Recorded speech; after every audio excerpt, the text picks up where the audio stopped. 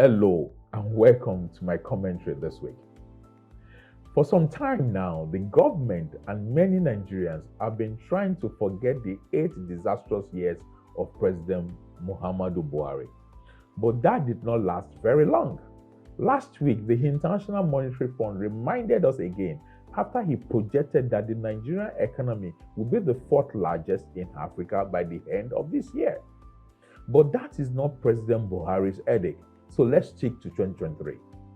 At the end of 2023, Nigeria was the 3rd largest economy in Africa after Egypt and South Africa.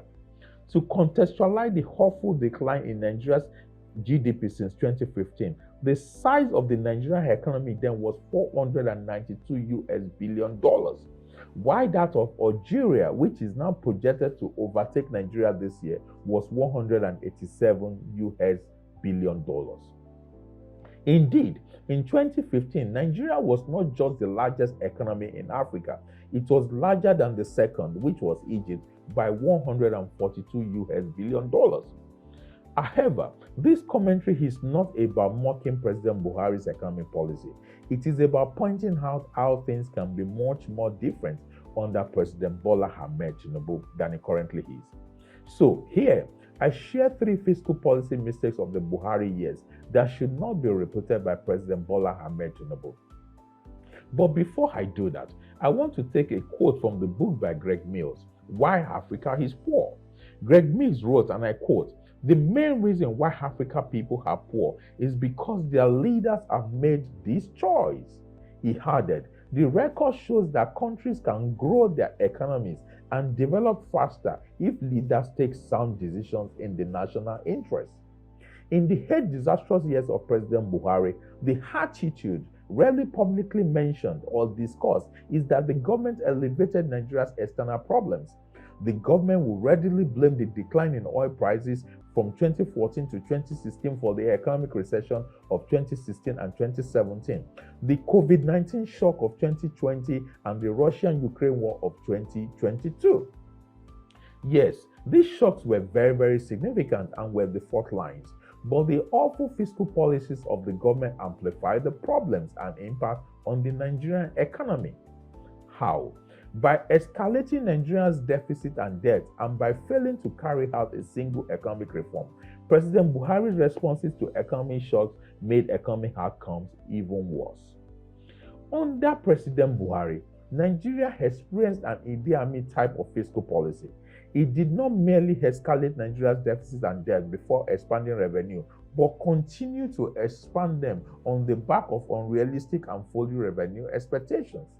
The second mistake was to think that increases in government expenditure automatically translate to increases in investment, growth, and jobs.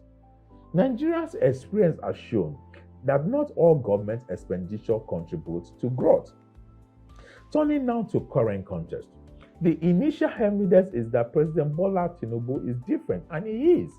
In the first month of his administration, he carried out 2 major economic reforms.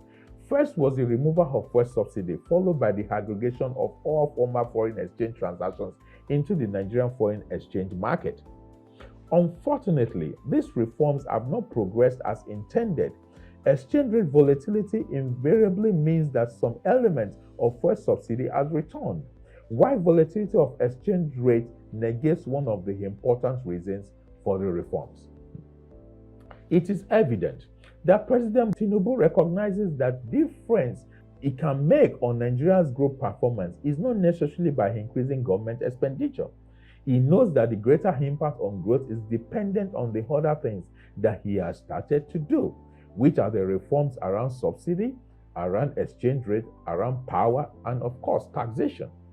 Policy reforms, which are invariably policy investment, can shift the gear of the economy for another 25 years because of their impact on private investments. However, there is still something missing. If anything, the last 7 months has buttressed the notion, and some will argue that it has reinforced the notion that the government believes that monetary policy tools, elements, and applications will be sufficient to stabilize the naira and bring inflation expectations down.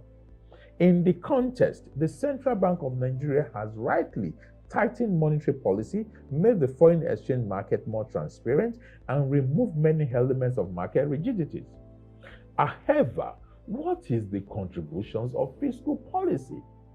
Historically, every successive government has sought to use foreign savings for investment in Nigeria.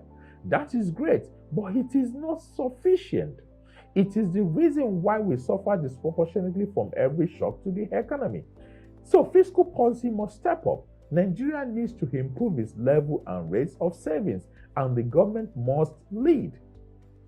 Indeed, the only government that followed this principle was also the one that was able to attract significant foreign investments. As I close, the point I am making is that we must grow our foreign reserves. We must seek to replicate the growth in reserves like Nigeria did under President Olusegun Obasanjo.